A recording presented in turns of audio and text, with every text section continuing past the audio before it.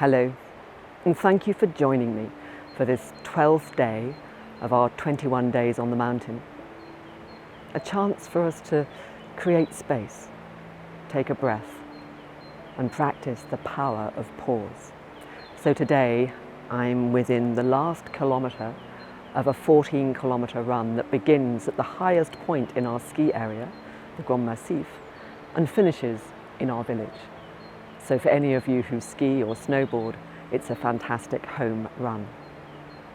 We've done it many times, but what I notice when people are doing it for the first time is the question that they always ask is, how long does it take? Never once in the last 7 years that we've been here has anyone asked, where are the nice places to stop? In the 14-kilometre run, that might, if you stop and think about it, might be a reasonable question, but it's never one that I've heard. And I find also that when we go skiing and it comes to the end of the day and we're sitting in a chairlift, we've decided not to do this home run and we're sitting in a chairlift taking us back to the gondola that brings us down the mountain, often what I'll hear people talking about is their top speed, how much distance they did, and looking at the whole ratio of speed, distance over time as a measurement of the success of the day. Now, I'm not knocking that. It's a fair enough measurement. It's one we all learnt at school probably, and it is a way perhaps of assessing in some way the value of the day. It's just that I never hear people talking about where they stopped, what view they most liked. It's never about that. So on this ski run, this 14-kilometre ski run, what we do is we give ourselves about an hour so that we can pause whenever we feel like it and just admire that space, that place, that view. The other thing that's interesting about the run is that it's not all downhill. There are periods where it's flat, and there are even spots where you have to go up a bit. And what you might then do is try and build up some speed so that when you get to the bit where you have to go up, you can glide up it. And on those days where the wind is against you and you can't glide up, well, I have to be honest, there are moments when I find myself saying,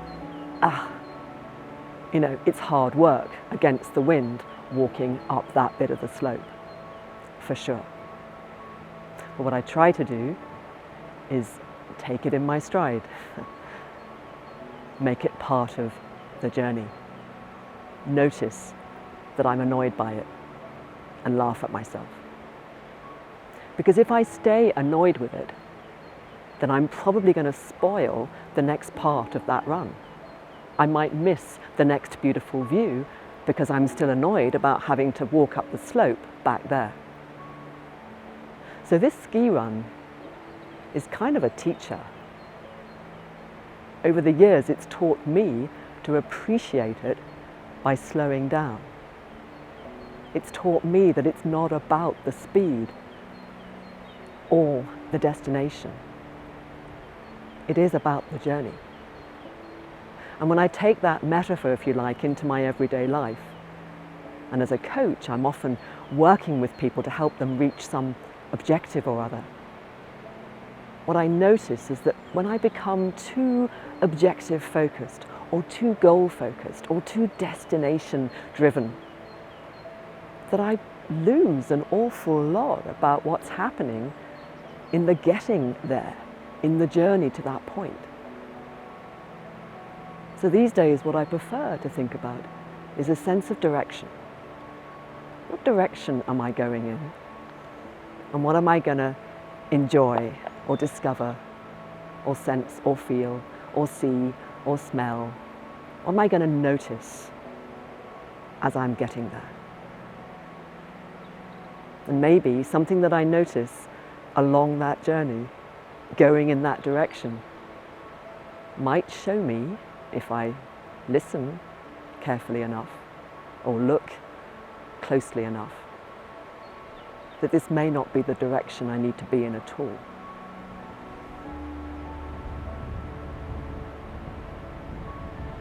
So at this time of where we feel as if the direction has been written for us, where we feel as if our life is constrained by something beyond our control,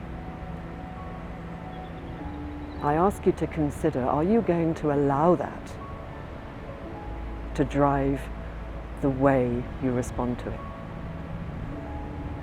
Are you going to allow that to become the most important thing? Are you going to feel the loss of control that it could make you feel?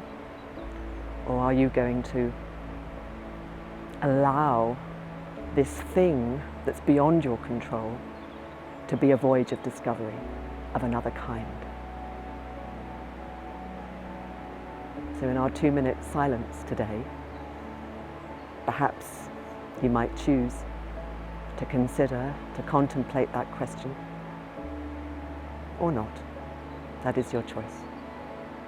What matters is that you take a couple of minutes now, that we take it together to pause, to notice, and to be in this moment.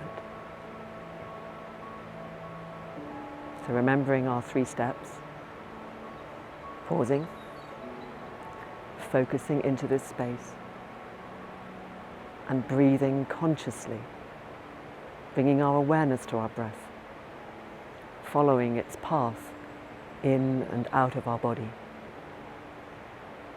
and noticing what happens when we do this. Noticing every second of this next 2 minutes as you concentrate on being present right here, right now, with your breath. I'm going to close my eyes as I always do. Feel free to close yours or whatever works for you.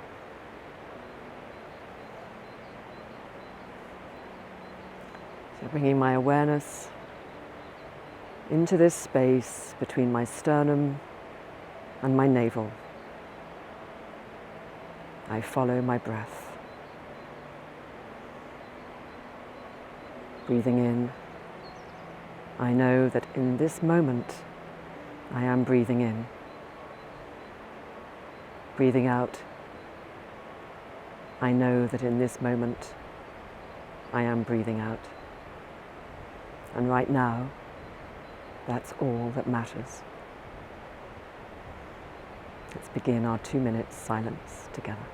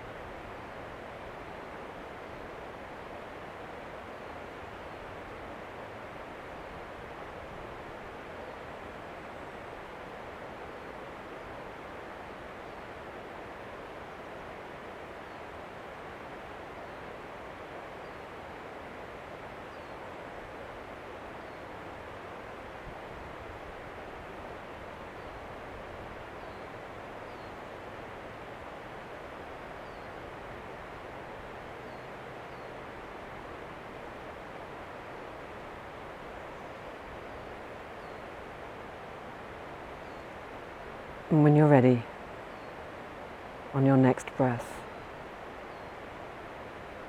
gently open your eyes.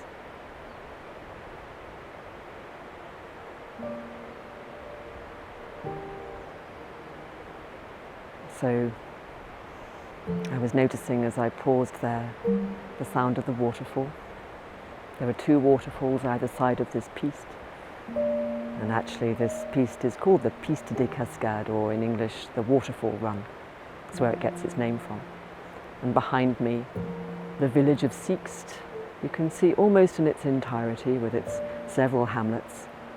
And right at the back there, to my mind, the most majestic mountain of this area, the Tenneverge, which is a little further along from the mountain that you contemplated yesterday. So thank you for joining me today. Have a wonderful day, and think about, as best you can, being present as often as you can, as many moments as you can during this day. Thank you.